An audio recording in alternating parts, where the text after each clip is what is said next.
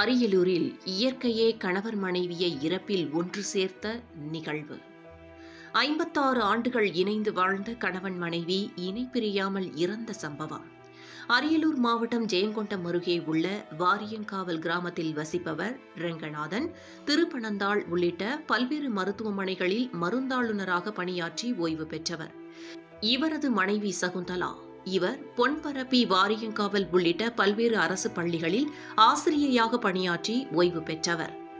இந்நிலையில் இருவரும் ஓய்வு பெற்று தனியே வசித்து வந்தனர். இவர்களுக்கு 2 மகள்கள் உள்ளனர்.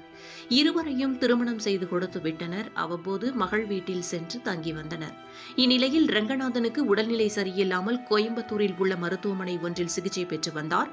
இந்த நிலையில் திருச்சியில் மகள் வீட்டில் இருந்தபோது சகுந்தலாவிற்கு உடல்நிலை சரியில்லாமல் தற்செயலாக இறந்துவிட்டார். இந்த தகவலை கோயம்புத்தூரில் உள்ள ரெங்கநாதருக்கு சொன்னார்.